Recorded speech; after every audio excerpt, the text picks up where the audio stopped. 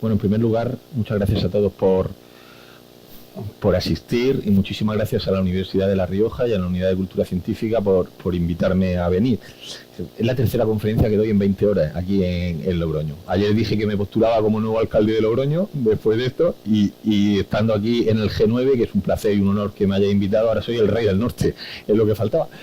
Pero os he preparado una conferencia especial, manda una hora para hablar, o a 50 minutos para hablar, ¿vale? Yo con eso no tengo casi ni para presentarme, pero voy a intentarlo, ¿vale? Sabemos quién es, ¿verdad? Sabemos quién es la princesa Leia. Pues solamente sabréis al final de la conferencia por qué empiezo con la princesa Leia. Esta mañana empezaba con Frodo Bolson, empezábamos la conferencia esta mañana y hoy la seguimos con Star Wars, ¿vale? Bien, lo primero que quiero decir es, siempre me gusta utilizar dos diapositivas, que es presentarme, ¿vale? Yo soy investigador de la Universidad de Murcia, pertenezco a un grupo de excelencia de la comunidad autónoma, el grupo de bioquímica y biotecnología enzimática, que nos tenéis ahí algunos de ellos, y soy docente en la universidad. Doy clase en el grado de bioquímica, de biotecnología, de biología y últimamente ya de casi todo lo que tenga, ¿vale? Pero sí que es verdad que hace 8 años abrí esto. Abrí un blog, una web de divulgación, ¿vale? Que se llama Escientia, que cumplió hace unos días 8 años, y realmente no me fue, o no ha ido mal. Empezó con eso y luego ya la cosa se fue de las manos. El tema de la divulgación de la ciencia empezó con todas las redes sociales, medios de comunicación, y como acaban de comentar, dirijo la Unidad de Cultura Científica de la Universidad de Murcia. Quiero decir que esto, siempre me gusta que quede claro, que esos son los 3 pilares de mi día a día. Son la docencia, la investigación, que lo considero los 2 fundamentales, y luego la divulgación, que son los 3. No excluye uno a los otros 2, ni la divulgación excluye ni mucho menos a lo que yo creo que es lo necesario, que es la investigación y la docencia.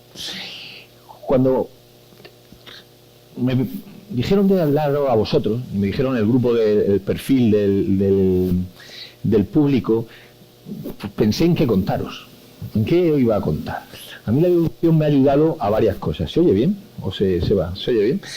Me ha ayudado a varias cosas. Me ha ayudado a nivel personal, a nivel de reconocimiento, a nivel incluso de económicamente, también me ha gustado, a nivel de experiencia personal, ¿vale? También me ha ayudado a ser, creo, mejor docente, la divulgación de la ciencia, porque te obliga a estar al día tanto de tu especialidad como de otras especialidades, si quieres estar día a día contando lo que pasa en el mundo de la ciencia, ¿vale? A ser mejor escritor o intentarlo, o ser mejor orador o intentarlo. A nivel institucional también, por lo que han dicho, de coordinar la Unidad de Cultura Científica o ser el coordinador del centenario de la Universidad de Murcia, todo eso ha ayudado. Pero hoy me voy a centrar en algo muy especial, siendo vosotros el público que soy, que es en la investigación. Generalmente cuando se habla de divulgación de la ciencia, se habla del acto, no me gusta llamarlo así, pero mucha gente lo entiende así, como del acto generoso, ¿no?, de llevar la ciencia a la sociedad, como dejarnos nuestras cosas para aumentar la cultura científica de la sociedad, crear una sociedad basada en el conocimiento, y todo eso está muy bien, y es cierto, y muchos hacemos muchas de esas cosas por eso, pero la pregunta que pocas veces hacemos, o lo que pocas veces se habla es, ¿y yo puedo ganar algo? Si yo puedo ganar algo divulgando la ciencia, aparte de ese acto de llevar la ciencia a la sociedad, ¿me estoy explicando? ¿Por qué? Porque normalmente no conozco ninguna universidad ni ningún profesional, ningún profesor ni investigador que esté en contra, o que se manifieste públicamente en contra, otra cosa es lo que pensemos, de la divulgación de la ciencia. Pero y escuchan charlas de lo importante que es hablar de ciencia a la sociedad y están todos de acuerdo, pero cuando salen por la puerta, todos dicen, ya, pero eso está muy bien, pero yo tengo que dar tantas clases, yo ahora tengo que hacer tantos proyectos de investigación. Entonces, si realmente yo no gano nada, personalmente, más allá de mi obligación, porque yo creo que es una obligación de contar la ciencia, no tengo tiempo. Entonces yo lo que voy a contar hoy es realmente qué puedes ganar a nivel de investigador a través de la divulgación de la ciencia, que es de lo que poco se habla. Y eso quería ser la entrada a esto. ¿Qué puedo ganar yo más allá de llevar la ciencia a la sociedad? Bien. Y quiero que respondáis a esa pregunta, la de abajo. Me dijeron que formáis parte de varias áreas de conocimiento, ¿vale? ¿Y cuál es la más importante? Cada uno dirá, bueno, la mía es la fundamental, ¿vale? Yo soy químico, especialidad bioquímica, ¿vale? Pero ¿cuál es la rama de la ciencia que considero más importante? Y eso también aparecerá a lo largo de la conferencia, ¿vale? Este señor, no sé si lo conocéis, este señor es Carl Sagan. Carl Sagan fue uno de los divulgadores de la ciencia más famosos que ha habido, ¿vale? Y aparte era investigador. Y Carl Sagan dijo muchas frases que nos quedaron para la memoria, pero una era de estas. Una era: el universo no fue hecho a medida del hombre, tampoco le es hostil. En realidad le es indiferente. Dicho de otra forma, como decimos ahí en Murcia, le importamos un pimiento al universo con que nos creamos el centro del mundo, ¿vale? ¿Por qué digo esto? Porque en el universo ocurren muchas reacciones químicas, físicas, microbiológicas, relaciones entre seres vivos que tienen su misión. Más allá de que a nosotros nos gusten o no nos gusten, nos podamos aprovechar de ellas o no nos podamos aprovechar de ellas. Por ejemplo, cuando nosotros vemos eso, ¿qué sensación nos produce? ¿Buena o mala como consumidor? El consumidor realmente, cuando ve una manzana, por ejemplo, en ese estado, mala, ¿vale? Sí, pero a la manzana, como comprenderéis, le importa un pito. Se oye, se acopla, ¿verdad? ¿O solo lo oigo yo? Se acopla. Es que molesta un poco. Vale. Y entonces, a la manzana, como comprenderéis, le da igual que a ti te guste más o te guste menos. Eso tiene una función dentro de la manzana. Y esa función que tiene, en ese caso, es protección, protegerse frente al ataque externo. Pero la uva, por ejemplo, cuando nosotros irradiamos uva, la uva se defiende. ¿Se defiende cómo? Aumentando sus niveles de la molécula mágica, que habría que hablar mucho de ella, que se llama resveratrol. Es decir, entonces, ¿qué hago yo?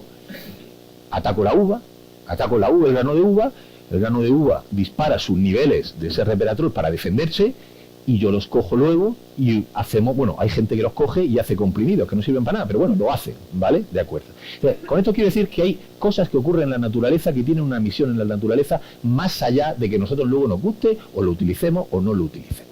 Y una de ellas es esta, que es de la que vamos a hablar. Y esto a mí que me interesa, ya veréis. Esto vosotros imaginaros como si hubiera aquí esto fuera un ring de boxeo. Un ring de boxeo donde hubiera a un lado una serie de microorganismos y a otro lado otra serie de microorganismos. Aquí, por ejemplo, unos que se llaman lactobacilos y allí otros que se llaman streptococcus. Da igual. Y los dos están peleándose. ¿Por qué? Porque aquí en el medio del ring yo pongo almidón. Necesitan comer y le pongo la fuente de energía. Y los dos quieren pelearse a ver quién obtiene la fuente de energía. ¿Vale?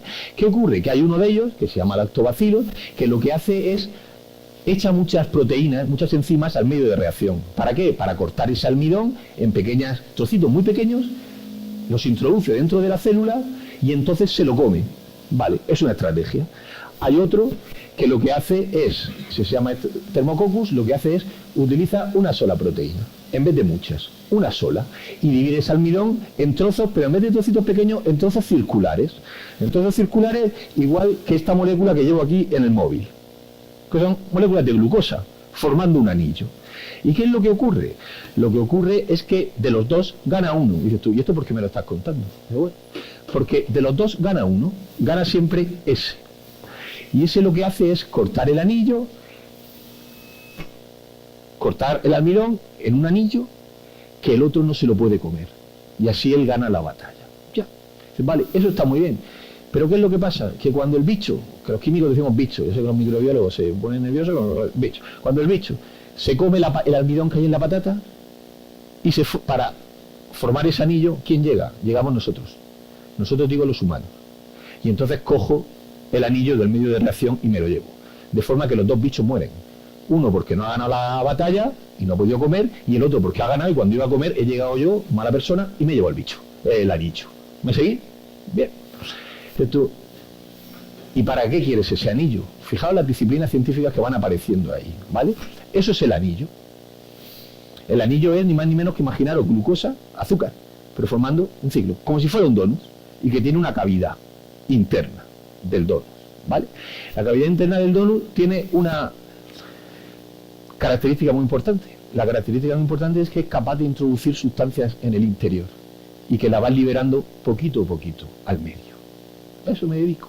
Bien, eso es lo que se forma, el anillo con lo que yo quiera meter dentro, ¿vale? ¿Qué es lo que ocurre? Que allí en el departamento, usando la biotecnología, nosotros modificamos condiciones del medio para tener el tipo de anillo que yo quiera, si lo quiero más grande, si lo quiero más pequeño, si encapsule con más fuerza, encapsule con menos fuerza. Utilizo la biotecnología para hacerle perrerías a todo el medio de reacción y obtener al final el anillo que yo quiero. Ese anillo tiene una capacidad. No es un anillo cerrado, sino que va metiendo dentro una serie de compuestos y se van liberando poco a poco al medio mediante procesos físicos. Conforme se va gastando en el medio de reacción, se sigue liberando. No está encerrado ese anillo, y la física es la que gobierna el equilibrio. Dices tú, vale, ya sé cómo se forma el anillo, ya sé la lucha de los dos microorganismos, ya sé que la química, la física, la biotecnología, sí, pero ¿tú para qué has montado todo esto? Es decir, ¿tú para qué te quieres coger ese anillo y llevártelo? ¿Para qué lo utilizamos? Lo utilizamos. Yo llevo trabajando con esta molécula desde el año 93 como investigador, igual que vosotros. No pienso trabajar con otra en mi vida. Con esa ya tengo bastante. Eso es un idilio que tenemos ahí personal. Pero lo utilizamos en medicina. ¿Medicina por qué? Porque yo cojo, imaginaos que tenéis un fármaco y tienes la rodilla mal. Claro, tú te tomas el fármaco, pero ¿cómo te aseguras que el fármaco llega exactamente a la rodilla, al sitio que tiene que ejercer su acción? Porque va en mi anillo. Y el anillo va caminando por todo el torrente sanguíneo, llega allí a través de todo el aparato, y cuando llega allí, hago yo que se libere. Bueno, eso vale. Imaginaos una leche desnatada, y la quiero enriquecer en ácido graso omega 3. Habéis visto los alimentos funcionales, esos que están... Vale. ¿Y cómo lo hago eso?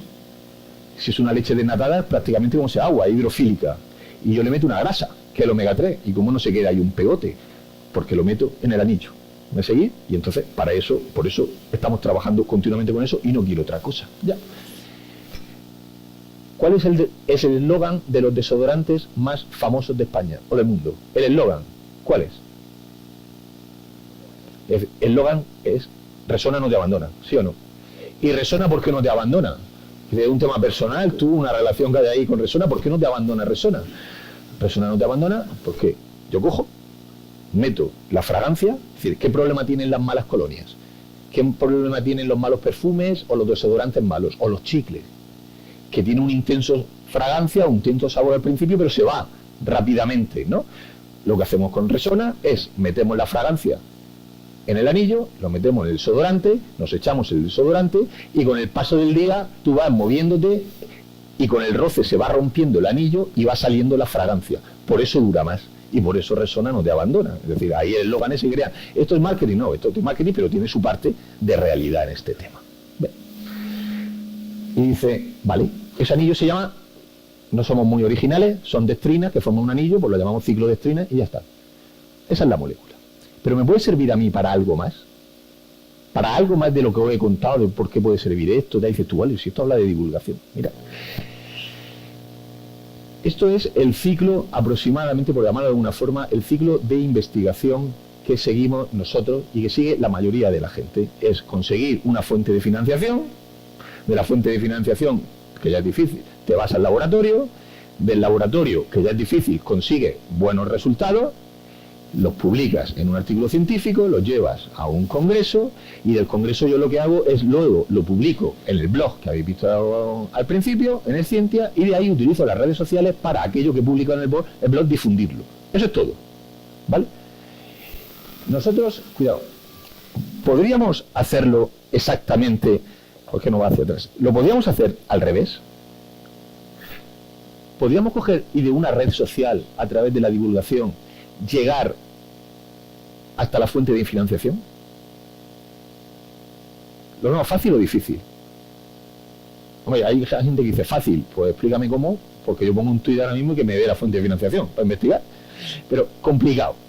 Pero vamos a intentarlo, ¿vale? Vamos a intentarlo.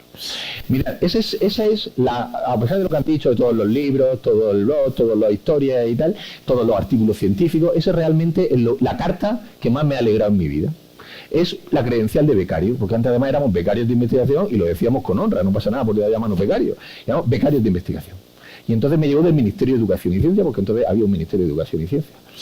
Y servía para, te mandaba, cuando echaban los papeles y te la daban, una credencial de becario, para tener la beca para hacer 4 años la tesis como lo estáis haciendo vosotros, ¿vale? ¿Para qué tenía que hacer la tesis? Era con una empresa de alimentación y entre otras cosas teníamos que mejorar el perfil sensorial y el perfil nutricional, para tener alimentos que el sabor fuera mejor, el olor fuera mejor y nutricionalmente fueran mejores, ¿vale? ¿Y cómo lo hacíamos? Pues ¿cómo lo hacíamos? Por eso he contado toda la película al principio, pues cogiendo el anillo y encapsulando, pues se llama encapsulando, sobre todo grasas, como por ejemplo el colesterol. para quitársela y así tener alimentos nutricionalmente mejores. Bien, lo metíamos ahí. Esa es una foto de abajo, imaginaos el colesterol metido en mis anillos. Yo lo quitaba y así se suponía que tenía los mejores alimentos. Me pasé 4 años de mi vida haciendo lo que vosotros muchos estáis haciendo ahora, mi tesis doctoral. La tesis doctoral donde aparecieron esquemas de reacción, fórmulas, diagramas de todo tipo, ¿vale?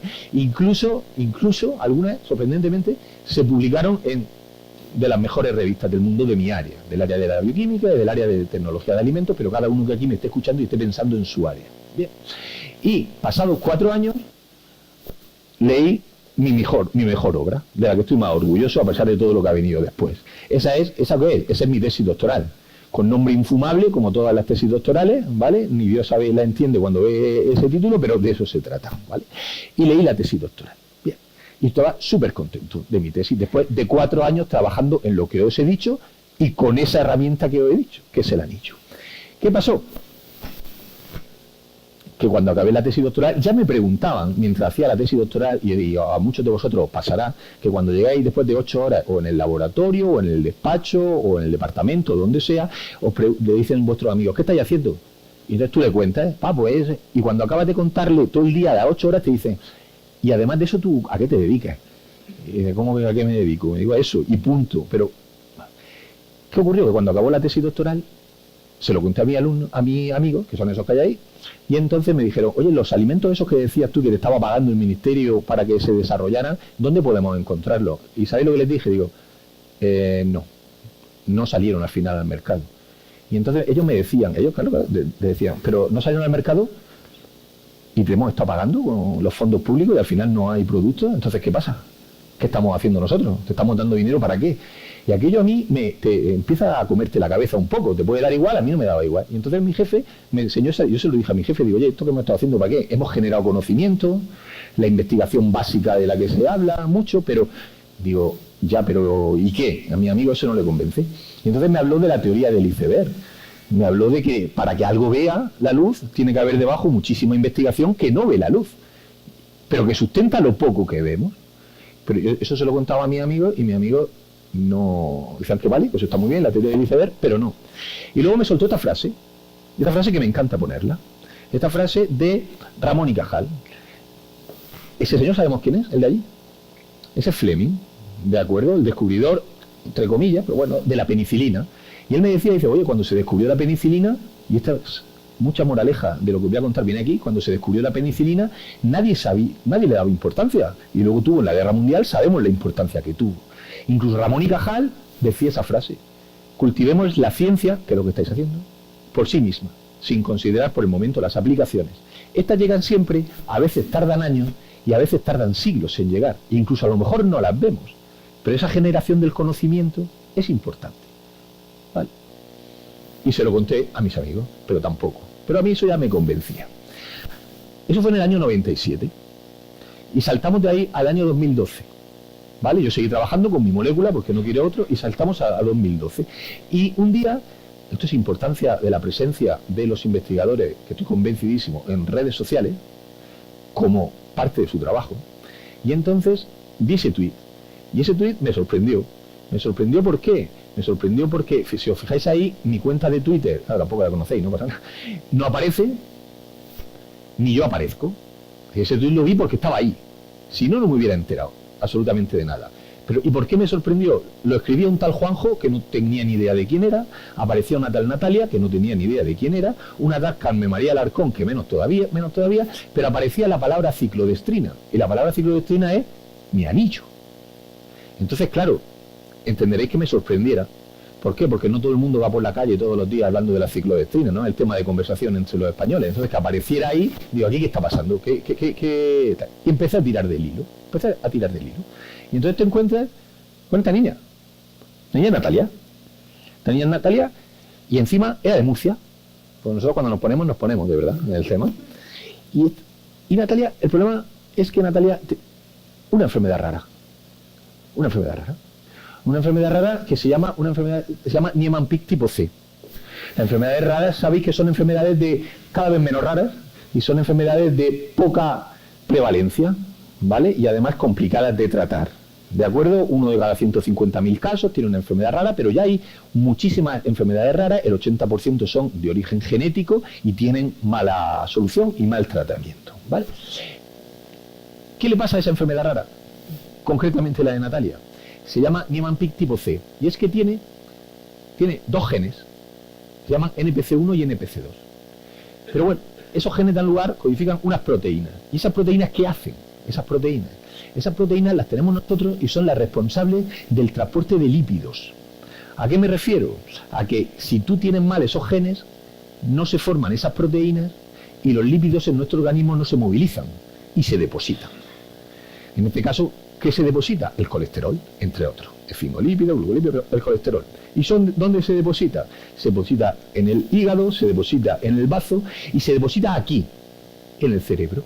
Y como se deposita y no se moviliza, porque no tiene las proteínas, a los 3, 4 años, 5 años, esperanza de vida media. Los niños mueren. Y eso es la enfermedad de Niemann-Pick tipo C. Bien. Y ahí hablaba de que por fin la ciclodestrina. ¿Qué ocurre? Ahí, esa es Natalia, de pequeña. El gran problema que tuvo fue que tardaron muchísimo en diagnosticárselo. Y fijaos cómo van apareciendo disciplinas científicas, ¿eh? No me voy a parar en cada una, pero vosotros leerlas. Y el problema es que tardaron mucho en diagnosticarle esa enfermedad, porque en España no se conocía. Y el desastre neurológico era tremendo. Si os fijáis en esas fotos, Natalia está de pie, ¿no? Pero siempre apoyada en algo. Apoyada en la cama, apoyada en un banco, apoyada en un piano, etcétera. ¿Por qué? Porque rápidamente ella no podía moverse, no podía estar de pie, neurológicamente era un desastre. Bien. Pero en el tuit ese, acordaos que apareció otra persona que hablaban de Carmen María Alarcón, ¿os acordáis? ¿Y quién era Carmen María Alarcón? ¿Quién es Carmen María Alarcón? La madre de Natalia. Y entonces resulta que la madre de Natalia, pues había ido por muchísimos sitios, ¿vale? Para saber que alguien le ayudara. ¿Y qué ocurría? Que a todos los hospitales que iba se encontraba la puerta cerrada. ¿Por qué? No porque no quisieran tratar a su hija, sino porque se desconocía la enfermedad, como rara que era. Entonces, ¿qué hacemos? Y entonces cogió y ella hizo algo que seguramente todos como padres hubiésemos hecho, pero llegó mucho más lejos de lo que nosotros podíamos llegar, los que tenemos hijos y los que tendré hijos. ¿A qué me refiero? Medios de comunicación como veis nacionales, autoridades regionales, autoridades nacionales, para que alguien le ayudara al problema. No te ibas a quedar con los brazos cruzados, pero le decían en todos sitios, en Murcia y en un montón de hospitales, que no se conocía nada y que tocaba esperar. Bueno. Hasta que de momento la madre, Carmen María, se encontró que en Estados Unidos había una pareja de gemelas que tenían esa misma enfermedad rara. Y estaban dando un tratamiento. Y entonces ella llegó y aquí en España intentó darle ese tratamiento a su hija, en todos sitios. ¿Qué le dijeron? Que no. ¿Por qué? Porque para enfermedades raras hace falta unos medicamentos que se llaman medicamentos huérfanos. Y el medicamento huérfano te lo tienen que aprobar. Y el hecho de que en Estados Unidos se lo estuviesen aplicando no significa que a ti te lo puedan aplicar, ¿de acuerdo? Y entonces no podía. ¿Hasta que qué? Hasta que encontró un hospital. Un hospital que es el hospital de la Zarzuela, en Madrid, donde le dijeron que sí se lo daban, pero que ella, con ayuda de ellos, pero toda la madre, tenía que conseguir que la Agencia Europea del Medicamento y la Autoridad Española y la Agencia Española del Medicamento permitieran ese fármaco, porque si no, no era posible. Y que tenía que conseguirlo. Joder. Pues la madre cogió, tiró del hilo, empezó allí con personas, empezó a ayudarse y tal, y resulta que lo logró. Logró que la Agencia Española y la Agencia Europea aprobaran el tratamiento para darle ahí a esa niña que le daban a las americanas. ¿Qué tratamiento era el que aprobaron? Pues leer ahí. El tratamiento que aprobaron para darle a la niña era el tratamiento de hidroxipropil beta-ciclodestrina. Digo, anda. Hidroxipropil beta-ciclodestrina es eso que tenéis ahí en medio. Eso es en mi laboratorio. Y esa es exactamente la ciclodestrina que había sido elegida como una de las mejores para cuando en el año 97 estábamos hablando de alimentación, encapsular el colesterol de los huevos. Y entonces ahora, en el año 2012, se estaba utilizando exactamente el mismo mecanismo, el mismo que atrapábamos el colesterol de los alimentos para movilizar el colesterol de la cabeza. Anda. Y cada 15 días cada 15 días Natalia tiene que ir a la Zarzuela, a Madrid. ¿A qué? A que cojan ese tarro de ciclodestrina y te lo pinchen en la cabeza. ¿Por qué? Porque no atraviesa la barrera hematoencefálica y hace falta pinchar para atravesar. Atraviesa la cabeza y ¿qué es lo que hace el anillo? Pues yo he contado el anillo de dónde venía. ¿Qué es lo que hace el anillo? Lo que hace el anillo es coger el colesterol y movilizarlo. ¿Me explico? Eso significa que los resultados obtenidos míos en el año 97 en alimentación, se estén utilizando ahora en farmacología cuando yo no sabía ni lo que era una enfermedad rara en el año 97. Eso sería muy presuntuoso. Es decir, esos datos y otros muchos datos más de muchos científicos en el mundo. Pero en algo que entonces no sirvió, parecía para nada, pero que, como decía Ramón y Cajal, cultivemos la ciencia por sí misma, ya llegarán las aplicaciones. ¿Qué hice en ese momento? Fijaos, yo tenía que elegir, digo, vale, hostia, digo, aquí tenemos, ya sabemos que la ciclodestrina te coge, pero mediante la bioinformática tenía que seleccionar de todas las ciclodestrinas que existen, cuál es la mejor para que Natalia encapsularlo en la cabeza. ¿Y eso cómo lo hago? Probando una a una. Eso es imposible. Mediante la química computacional y la bioinformática, ahora hay procesos con ordenadores para tú poder decir colesterol, base de datos de ciclodestrina, cuál es la que mejor lo coge. Y de entre las 100 o 200 ciclodestrinas que hay, o más, el análisis computacional me dio 2 o 3 y yo luego las probé en el laboratorio a ver si funcionaba o no funcionaba. Esto funcionaba. Y al final eso es lo que ocurre en la cabeza de Natalia cada vez que se le pincha. Eso que tenéis ahí en verde es el colesterol y eso es el anillo que lo está encapsulando. Y la nanotecnología, esto es de carácter nanométrico. Eso es nanotecnología, ¿vale? Lo que está pasando. Y son importantes las matemáticas en el tratamiento, son fundamentales. ¿Por qué? Porque ¿cuánto le pincho? ¿Cuánto? Si le pincho poco, no movilizo el colesterol. Si le pincho mucho, puede ser tóxico. Y puede ser un desastre lo que estoy haciendo.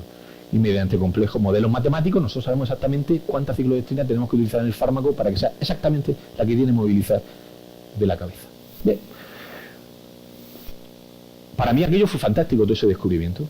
Fue fantástico, ¿por qué? Porque, por muchas razones. La primera de ellas es porque servía para una investigación que se había hecho hace un montón de tiempo, si verle la aplicación inmediata, que ahora se aplicara para algo. Por otro lado, para romper la barrera esa que existe absurda entre investigación básica e investigación aplicada. Yo lo que entiendo es que hay buena y mala investigación, ¿de acuerdo? Y la buena investigación al final se aplica en algo, ¿vale? Pero sería imposible hablar de nada de lo que nosotros utilizamos si no hubiera una investigación básica detrás. Y aquello me gustaba. ¿Y también por qué me sirvió? Porque entonces llamé a mis amigos a contarles esta historia. Y entonces ya cambiaron de opinión. Ya cuando le conté la aplicación y lo que estaba pasando con Natalia, una vez enterado de todo eso, yo pensé, ¿y ahora puedo hacer algo más? Yo quiero hacer algo más aquí. Quiero hacer algo más. ¿Y qué es lo que hice? Pues yo no sé vosotros lo que hubieseis hecho, pero eso era mi molécula. Y 20 años trabajando con ella. Cogí la mochila y me fui a la Zarzuela. Y me fui a la Zarzuela a hablar ¿con quién? Con la jefa de pediatría. Para que me hablara, para que me contara qué es lo que estaba pasando ahí. Porque era ya una historia, ya era un reto personal, ¿vale? Y entonces la jefa de pediatría, yo estuve con Natalia y con su madre. Allí, mientras le administraban la ciclodestrina. Y entonces realmente el tratamiento la espabilaba. Dentro de lo mal que estaba. La espabilaba, ¿por qué? Porque cada vez que le pinchaban, ella le movilizaban el colesterol y reaccionaba positivamente.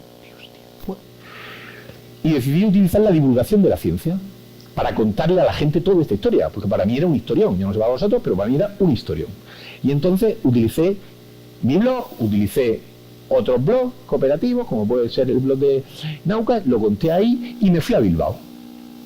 Y entonces me fui a Bilbao en un congreso de divulgación científica, en Naucas, y lo que hice fue contarlo y me pasó una cosa, es decir, un vídeo, si queréis verlo, se llama El huevo y la niña, el vídeo, y entonces se hizo viral el vídeo.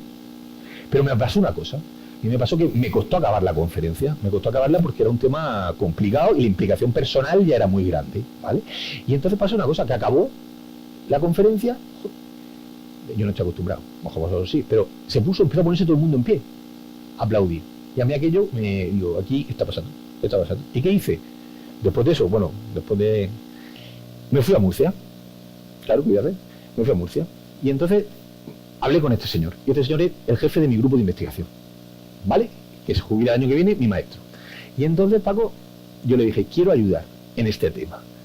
Ya me he enterado de la historia, ya la he contado, ya he hecho mucho, ya me he ido para allá, ya me he enterado de toda la historia, la he contado en blog, la he contado en YouTube, la he contado en conferencias, la he divulgado a todo el mundo, pero yo quiero hacer algo más. Entonces me dijo, José, nosotros somos bioquímicos de alimentos, bioquímicos vegetales, ¿vale? ¿Qué historia qué podemos hacer? Él siempre me deja libertad, pero dudaba. ¿Y qué hice? Pues lo que hice de nuevo es irme otra vez a la Zarzuela. Y entonces allí estuve otra vez con ellos y tal, y le pregunté a la jefa de pediatría de la Zarzuela, digo, oye, ¿por qué le pincháis cada 15 días? ¿Por qué le pincháis cada 15 días? ¿Por qué no le pincháis cada 5 o cada 500 días? No lo sé, ¿por qué son 15? Decía, pues porque así nos aseguramos que como el fármaco puede ser un poco peligroso o no se sabe, ¿vale? Pues nos aseguramos que lo ha echado, que el cuerpo lo ha eliminado. Digo, bueno, eso porque era poco científico, como que nos aseguramos. Entonces volví a Murcia y lo que hice fue poner en funcionamiento, eso era lo que yo quería hacer. Digo, ya he encontrado el fallo del sistema. Es decir, voy a saber exactamente el tiempo que está la ciclodestrina dentro de la cabeza hasta que la elimina del organismo, porque si realmente se encuentra mejor cada vez que pinchemos y le están pinchando cada 15 días, pues si resulta que la elimina a la semana, pues vamos a pincharle cada semana. ¿Me seguís? Y yo, perfecto. Y puse el ¿Qué ocurrió? Que yo llegué a ser cobarde porque era un poco especial. La madre de Natalia me iba llevando muestras de orina cada 2 días. Durante un año. ¿Vale? Muestras de orina que tenía que coger de un pañal. Muestras de orina. De hecho, cuando yo la llamaba para saber si realmente... por ejemplo, yo la llamaba y decía, oye, me falta orina. Ella cuando cogía el teléfono, pues, hombre, ¿habéis visto la película del aceite de Lorenzo? Ella realmente esperaba, te decía que no, porque ya estaba claro no, pero en ese momento suena el teléfono y dices tú, ya me están llamando que ha aparecido una molécula milagrosa. Y cuando decía, no es que necesito orina, decía, no, si yo ya lo sé, pero claro, su reacción era pues como cualquiera hubiéramos podido tener. Un año con la orina. Y esto fue a la vuelta de Bilbao, Bilbao ya se quedó fuera, y entonces hicimos el análisis de orina y nos dimos cuenta de eso. Nos dimos cuenta y fijaos cómo siguen apareciendo disciplinas científicas que realmente determinamos la farmacocinética y el compuesto en la cabeza, en el organismo, cuánto tiempo estaba. Estaba que a las 80 horas ya no quedaba ni rastro. ¿Eso era un buen dato? Pues sí. Son 80 horas, ya no hay nada. Pues ya puedo pincharle. Vimos los resultados. Y entonces decidimos pincharle, ¿sabéis cada cuánto tiempo? Cada 15 días. ¿Tú cómo cada 15 días? Entonces, ¿por qué? Porque estaba tan mal la situación que hacerla ir de Murcia a Madrid y de Madrid a Murcia en un solo día para pincharle, no. Dices, ¿pero cómo? ¿Y por qué no se lo pinchaban en Murcia? Porque un medicamento huérfano te lo dan exactamente para un hospital. Eso no es como un medicamento en una farmacia que va y lo compras, sino que tiene que ser el permiso que te dan a un hospital. Bueno, y eso dio lugar a esto, a un trabajo fin de máster. En el máster de biotecnología y biología molecular de la Universidad de Murcia. Ese estudio de la farmacocinética y de todo eso, como los que estáis haciendo vosotros, el doctorado. Y después del máster, ¿a qué dio lugar? A congresos científicos, donde doctorandos míos lo han ido presentando. Ese es Adrián. Y después del congreso, ¿a qué dio lugar? Artículos científicos. Decidimos presentarlo primero en congreso, por si alguien podía servirle, y empezaron a aparecer artículos científicos en las mejores revistas del mundo, muy buenas revistas del mundo. Para nosotros fue una alegría muy grande, ese uno de mis doctorandos. Fue una alegría muy grande el conseguir ese artículo y publicarlo. Estos son algunos de mis doctorandos que hacen sus pinitos en la divulgación. Que incluso tengo que frenarlos.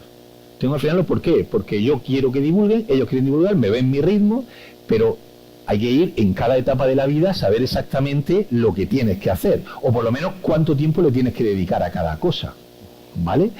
Él forma parte, o algunos forman parte de la Asociación de Divulgación Científica de Murcia, de la Unidad de Cultura Científica, incluso hay una web que me gusta mucho, que es del Cuaderno de Cultura Científica del País Vasco, que se llama Mapping Ignorance, donde resultados de investigación que van obteniendo los doctorandos, luego los mandan allí y se los publican, es decir, divulgan la ciencia, además la divulgan en inglés, lo divulgan en castellano en la web de la Universidad de Murcia o en sus blogs y luego en inglés en algunas de las revistas de la Unidad de Cultura Científica de allí.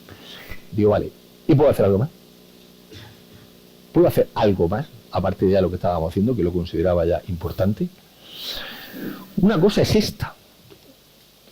Quiero que vean ese vídeo, si logro, porque antes había aquí un problemilla, pero no te digo, problemilla sigue estando. A ver. Ahí. Sí, mirad este vídeo.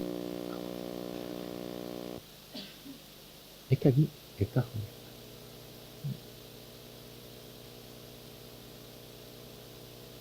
Da igual. Normalmente he explicado, esta es la primera conferencia donde lo digo, he explicado 400 veces que la molécula, el anillo, que acordaos que viene de la lucha de los dos microorganismos, ¿os acordáis? Por eso os lo contaba, que el anillo se mete en la cabeza, encapsula el colesterol y lo saca y lo moviliza. Lo he explicado 40 veces. Está mal explicado. Está mal explicado ¿por qué? Y ese es uno de los principales valores de la ciencia, que no hay ningún problema para rectificar, o mejor dicho, para decir las evidencias científicas que hay en cada momento, ¿vale? ¿Eso significa que la ciencia cada vez dice una cosa distinta? No. Significa que en cada momento, con las evidencias científicas que hay, con los nuevos descubrimientos, dices una cosa. Entonces, una de las cosas que estamos haciendo ahora es conocer el verdadero mecanismo por el cual se quita de la cabeza el colesterol. Porque este tratamiento ayuda a curar a la niña. ¿Cura a la niña o no la está curando? No la está curando. Está sirviendo realmente como una escoba. Como una escoba, ¿por qué? Porque se te acumula la basura y cada 15 días llegas tú con la escoba y barre. Reacciona positivamente, pero al día siguiente empieza a acumularse, ¿vale? Por lo cual, ¿qué estamos haciendo? ¿Qué hacemos? Lo que estamos haciendo es utilizar ahora las nuevas herramientas de edición genética. Lo que estamos utilizando es la herramienta de CRISPR-Cas. ¿Para qué? Para que la única forma de solucionar el tema es entrar y modificar esos genes que no dan lugar a las proteínas. Y si tú arreglas eso, sí que arreglarás la situación. Si no, todo lo demás es importante, pero es paliativo. ¿De acuerdo? Y estamos en esto, con ratones y todo. A ver, y esto empezó en un tuit. Y estamos aplicando el CRISPR-Cas. ¿Y algo más? Miren, esa es la molécula, la protagonista de toda esta historia. Y entonces llegó un momento que yo empecé un día y digo, yo necesito contar esto al público, pero llegar a mucha más gente de la cual estoy llegando, ¿vale? Y evidentemente, por mucha pasión que tenga yo por mi molécula, pues no todo el mundo va hablando de las ciclohexinas por la calle. Aunque yo se los cuente y le hable así, pues no creo que movilice masas, ¿vale? Con el tema. Y entonces decidí un día, me pongo a mirarla, digo, yo necesito una herramienta que me sirva para el anillo este, contárselo a la gente y que la gente le mole. Y dije, hostia, ahí está. Digo, si esta es otra de mis pasiones. Yo soy muy friki del Señor de los Anillos, a niveles no os podéis ni imaginar, y entonces la tenía las dos. ¿Y qué hice? Pues lo que hice es que desde ese día, y hace años, cada artículo científico que publica el grupo, primero publica alto, no publique tal, publica alto, estamos hablando de Q1, ya el primer tercio ya se queda corto. Cada artículo científico lo transformo en un artículo del Señor de los Anillos, que publico en mi blog, donde aparecen orcos, enanos, lo que haga falta, ¿vale? Y estos son algunos de los artículos que aparecen en el blog. Estamos hablando de divulgación con una herramienta de creatividad, porque si no, no llega.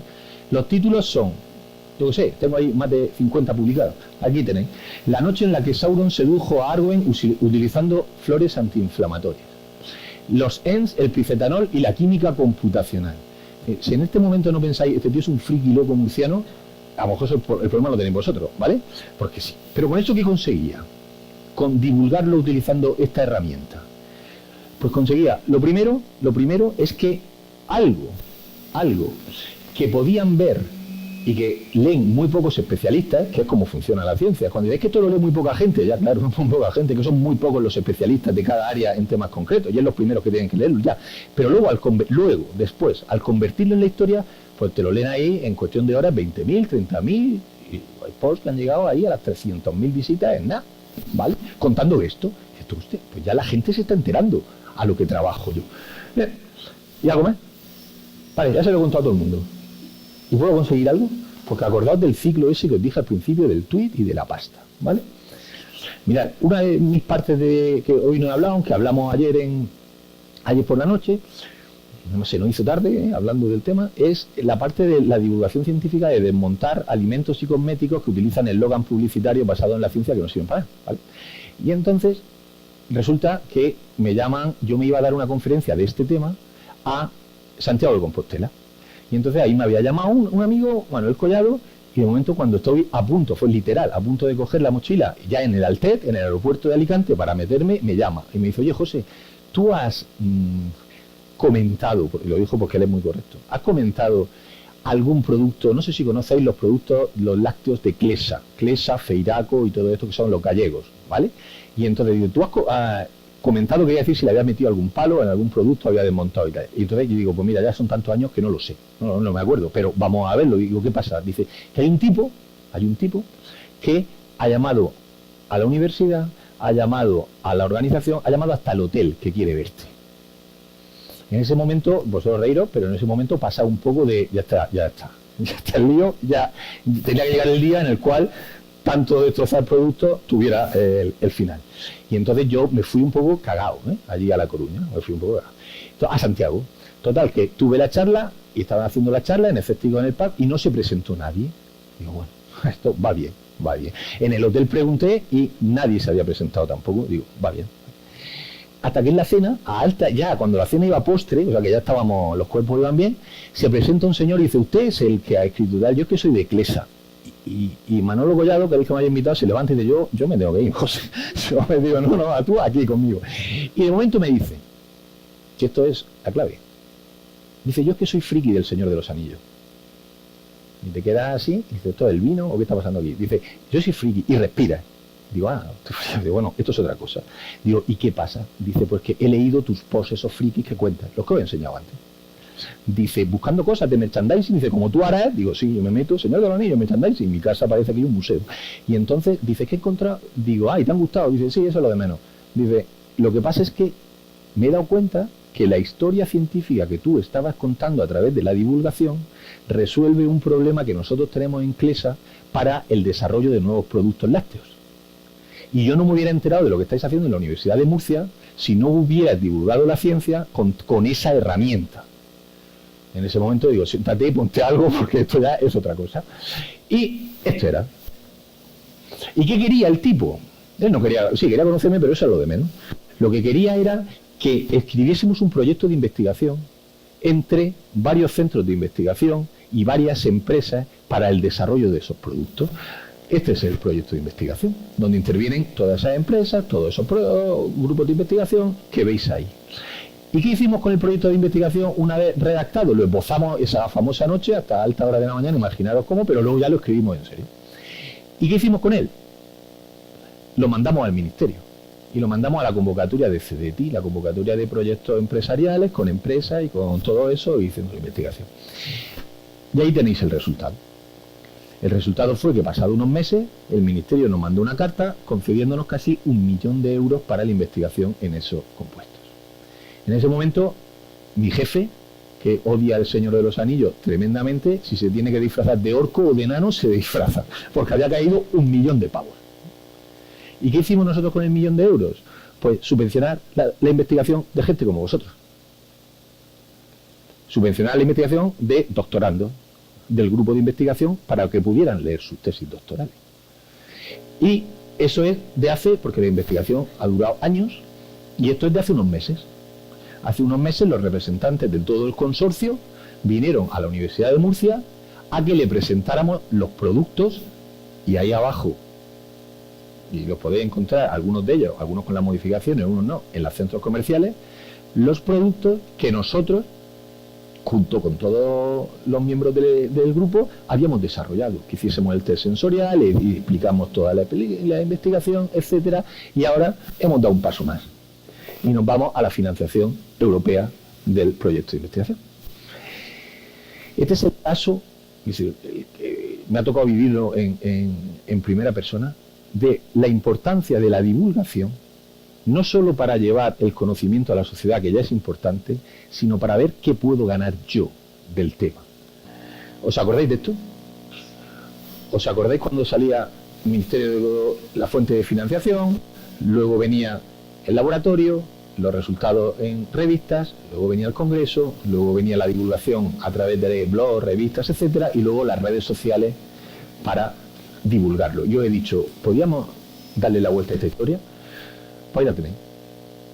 Esa es la historia, contada al revés. La historia es un tuit, que era el de Natalia, de ahí, con todo lo que os he contado, publicarlo en la web, de la web llevarla a una conferencia en un evento de divulgación, como fue Naucas Bilbao, a la vuelta proponer una investigación, salir un trabajo fin de máster, luego salir el congreso o los congresos, luego vinieron todas las publicaciones científicas y a través de la divulgación de nuevo y con una herramienta creativa conseguir la financiación. ¿Para qué? Para empezar otra vez el ciclo. Cuando a mí me hablan de investigación o divulgación, o incluso docencia, que es de lo que hemos hablado esta mañana, digo, no, es que para mí van las tres en un pack. Y separar una de otra es absurdo. Como me imaginaréis, llamé a mis amigos. Y dije, ahora, dice, hombre, ¿y qué vamos a hacer con el millón? Digo, no, el millón no lo vais ni a tocar, yo sí, ¿vale? Y les conté toda esta historia, joder, y hasta he metido a algunos en el departamento. Os pregunté esto al principio. Os dije, ¿cuál es la rama más importante de la ciencia? Ayer me pusieron esto. Llegué aquí. Estamos con la tabla periódica de aquí y con el wolframio, ¿vale? Pero yo les robé esta. Yo soy bioquímico, ¿vale? Les robé esta que es del carbono, ¿de acuerdo? Pero después de todo lo que habéis visto, ¿cuál es la rama más importante de la ciencia? Para vosotros. De lo que habéis visto. Mirad, esa es la portada de Nature de hace un tiempo, ¿vale? Y hablaba de la multidisciplinariedad y de la interdisciplinariedad como la herramienta, como ellos decían, para salvar al mundo o como la rama más importante de la ciencia. Estas son todas las ramas de la ciencia que han salido aquí a lo largo de mi exposición. ¿Para qué? Para desarrollar un tratamiento para una niña, un caso muy concreto. Hemos hablado de farmacia, de nanotecnología, de matemáticas, de medicina, de química, de física, de microbiología, de bioquímica. Desde mi punto de vista, no hay una rama más importante que otra. Desde mi punto de vista, la multidisciplinaridad y la interdisciplinaridad, que no es lo mismo, que a veces se confunde o tal, no, es todas las ramas de la ciencia, pero trabajando en conexión, eso realmente es el principal valor de la ciencia. ¿Ha merecido la pena todo este esfuerzo? Porque ha durado años. Esto se llama la divulgación científica como herramienta de divulgación, como herramienta de investigación, estaba mal puesto. Ya hablábamos de investigación y de divulgación. Esto no pasa, pero pasará. Esa es, que es la primera, la he puesto esta mañana, esta es la producción científica por ahora de esta historia. Esta historia basada en tweets, en blogs, en redes sociales, en YouTube, en todo esto. Un trabajo fin de máster, 2 comunicaciones a congresos internacionales, 2 artículos científicos en revistas buenas, muy buenas, un proyecto de investigación nacional, un contrato con una empresa, un contrato predoctoral a través de esa empresa, colaboraciones con 2 hospitales, entrar en la línea del CBD y abrir una línea de investigación en enfermedades raras. ¿De verdad esto, después de esto, vosotros creéis que no es importante la divulgación como herramienta de investigación? ¿Cómo no se puede obtener de ella mucho más allá de lo que realmente la gente cree? ¿Y esta? ¿Qué pinta en toda esta charla? ¿Qué pinta en esta charla? Estoy acabando. ¿Os acordáis de Rogue One? De la película. ¿Qué pasó? Aquí lo siento, el que no lo haya visto se puede salir porque lo vamos a contar. Y se pierde la historia. ¿Qué pasó al final de la película? Al final de la película lo que pasó era que 2 personas estaban en una isla. ¿Os acordáis? Y esas 2 personas murieron. Pero antes de morir, ¿qué hicieron? Antes de morir, lo que hicieron fue mandar los planos de la Estrella de la Muerte, que le llegaron a la princesa Leia. ¿Os acordáis? Y entonces, en ese momento, cuando cogió la princesa Leia los planos, uno de sus soldados, ¿qué le preguntó? Y le preguntó, ¿de verdad ha merecido la pena todo este esfuerzo? ¿Qué llevan esos papeles que tanto ha costado y qué tan contentos estamos cuando ha habido muerte hoy y cuando han muerto 2 de los nuestros. ¿Y qué dijo la princesa Leia, que fue cuando acaba la película? ¿Qué dijo? Utilizó una palabra, ahí acaba, prácticamente. Se llama hope. Dijo esperanza, de ahí el nombre, después de la siguiente parte de la película. El día antes de la víspera de Reyes, eso no lo he contado, la víspera de Reyes, Natalia murió. Como era de esperar, lo sabíamos al principio de toda esta película, ¿vale? Y entonces la madre, Carmen, se me acercó y me dijo, José, no hemos llegado a tiempo. Y yo le dije, sí, eso ya lo sabía, que no llegábamos a tiempo, tú lo sabías. Dice, ya lo sé. Digo, pero ¿sabes lo que pasa? Digo, que ahora mismo, gracias al esfuerzo de la cría y al esfuerzo de su madre, que iba con la orina todos los días, ya hay mucha gente en Europa que le están pinchando la ciclohestrina cada 3 días. Gente que no estaba en esa situación tan mala como estaba su hija al principio, y gente que mientras llega el tratamiento genético para poder modificarle los genes correspondientes y que esperemos que llegue algún día, se le está pinchando y mejora su calidad de vida. Que no se le está curando, pero gracias a ella. Digo, ¿realmente tú le has dado esperanza a todo eso? Y eso realmente es el sentido de la investigación de muchos de nosotros. Dar esperanza a mucha gente.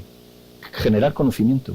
Y ese conocimiento a veces veremos cómo se aplica, otras moriremos nosotros antes de que se aplique, pero al final todo eso siempre merece la pena. ¿Qué es lo siguiente? Bueno, aquí Gandalf lo dice bien claro. No es importante saber cuánto tiempo queda, sino saber qué haces con el tiempo que se te concede. En el caso de nuestra investigación ya os he dicho lo que estamos haciendo, pero ¿y en el campo de la divulgación? Y aquí hay amigos que a lo mejor se sorprenden. A nivel, yo creo que la divulgación, como he dicho esta mañana, ha llegado para quedarse, ya, definitivamente. Que esto no es una moda. Y los equipos rectorales deberían tener claro que no es una moda. Que al igual que cuando nadie se plantea, cuando entra como un equipo rectoral nuevo, ¿qué hago con la OTRI? ¿La dejo o no la dejo? ¿La apoyo o no la apoyo? ¿Qué hago con la investigación? ¿La apoyo o no la apoyo? ¿Qué hago? Eso está claro, que tú tienes que entrar y aportar. La unidad de cultura científica tiene que ser igual. Que no dependan de que si el equipo rectoral le gusta o no le gusta. Que realmente la apoyen de verdad. ¿Vale? Pero eso es a nivel institucional. Así veo yo la divulgación científica, como que algo que ha quedado ya. Y a nivel personal, pues esto. Es decir, esto es como una ola. Lo que pasa es que la ola mía, en este caso, lo de mí, está durando ya mucho tiempo, ¿no, Joaquín? Mucho tiempo, demasiado, mucho tiempo. Pero lo importante no es tener claro, y siempre, bien en la divulgación o bien a lo que os dediquéis vosotros. Lo importante no es tener claro que es una ola. Eso es fundamental, porque hay gente que se ha creído que la ola es eterna y luego están en problemas. Lo importante es esto. Lo importante siempre en la vida es, cuando estás en la ola, no soltar amarras con lo que había antes de la ola. Y antes de la ola, ¿qué es lo que había en mi caso? En mi caso había un grupo docente, mi docencia y mi investigación. Hay gente que está en la ola y ha dicho, bueno, esta ola va a ser eterna, por lo cual la docencia me da igual, me va a dar de cualquier forma, y la investigación me la dejo porque yo me voy a dedicar a escribir libros, a dar conferencias, a todo eso. Luego ha pasado la ola, y no solo ya no están en la ola, sino que lo de antes no estaba por ningún sitio. Entonces, lo importante es la amarra. La amarra. ¿Y cuál es mi amarra? Mi amarra. Mi amarra es esa. Mi amarra es la docencia y es la investigación. Porque eso es lo que soy yo. La divulgación, crucial. Pero nunca soltaré esto, porque cuando me desaparezca la divulgación, cosa que ocurrirá más pronto que tarde, cuando desaparezca absolutamente de la divulgación, me seguiré encontrando ahí, que es donde realmente estoy, que generando ciencia. Antes de acabar, quiero agradecer a la Universidad de La Rioja las 3 conferencias que he dado. Las quiero agradecer, porque para mí ha sido un placer estar aquí y siempre me tratan muy bien en todos sitios, me tratan muy bien, pero especialmente hay algunos sitios y Logroño es uno de ellos. Por eso estoy encantado de venir desde Mordor aquí las veces que haga falta. Muchísimas gracias a todos por escucharme y espero que las jornadas pues sean para vosotros todo lo fructíferas que merecéis. Si queréis hacer alguna pregunta o algo, yo estoy aquí para lo que necesitéis. Gracias a todos.